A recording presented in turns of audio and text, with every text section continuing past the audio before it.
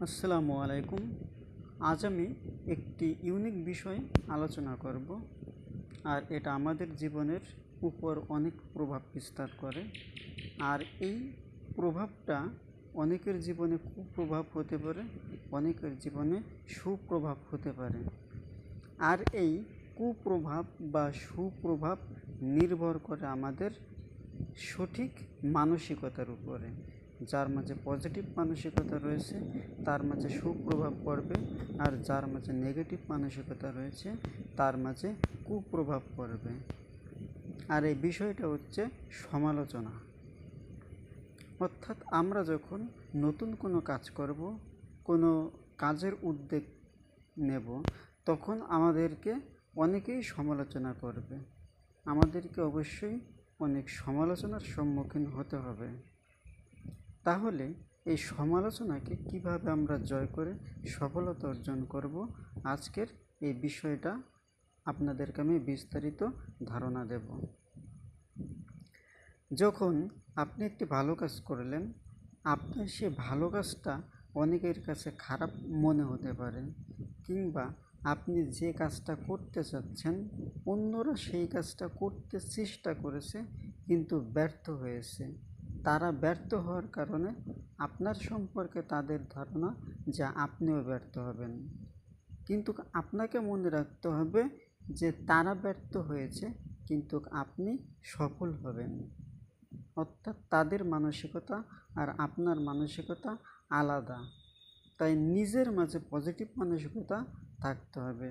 নিজের মাঝে যদি পজিটিভ মানসিকতা থাকে তাহলে হাজার সমালোচনাকে জয় করে সফলতা অর্জন করা সম্ভব।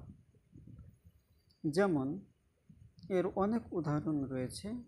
একজন সুপারস্টার হতে গেলে তার কিন্তু অনেক সমালোচনার সম্মুখীন হতে হয়। কেউ খারাপ বলবে, কেউ ভালো বলবে। তাহলে আপনাকে কিন্তু এখানে শক্ত দৃঢ় মনোবল সম্পন্ন হতে হবে।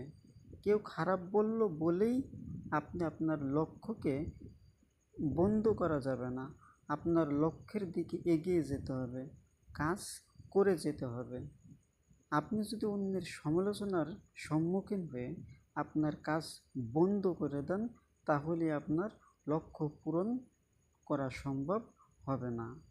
যতই বাধা আসুক, আপনার লক্ষ্য পূরণে কখনো আপনার কাজ বন্ধ করা যাবে না, চালিয়ে যেতে হবে। হয়তো এক কৌশলে চালিয়ে যাবেন না, কৌশলের পরিবর্তন করতে হবে। যেমন আপনি এক কৌশলে প্রথমে একটি কাজ করছেন, সেই কৌশলের অনেকে অনেক সমালোচনা করছেন, তাহলে আপনি এখানে অন্যের সমালোচনায় অনেক জর্জরিত হয়েছেন। এখানে আপনি কিভাবে এই সমালোচনাকে জয় করবেন তার উপায়, এটাই হচ্ছে আজকের আলোচনার প্রধান ইউনিক বিষয়। কিভাবে সমালোচনাকে জয় করতে হয় এই কথাটা দ্বারাই আপনারা বুঝতে পারবেন। যে কৌশলে আপনি প্রথমে কাজ করছেন, সেই কৌশলে যখন অনেক সমালোচনার সম্মুখীন হয়েছেন, তখন আপনাকে অন্য কৌশল অবলম্বন করতে হবে। দেখবেন তাহলে আপনার সমালোচনা কমে যাবে। তারপরেও যদি সমালোচনা করে, তাহলে অন্য আরেকটি কৌশল অবলম্বন করুন। অর্থাৎ আপনাকে আপনার কাজের কৌশল নিজেকেই তৈরি করতে হবে। আপনাকে আপনার সমস্যার সমাধান নিজেকেই করতে হবে।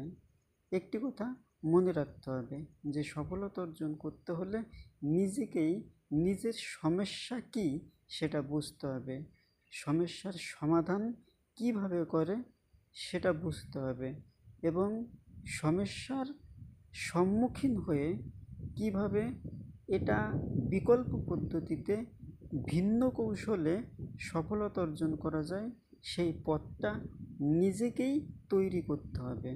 সুযোগ নিজেকেই তৈরি করতে হবে।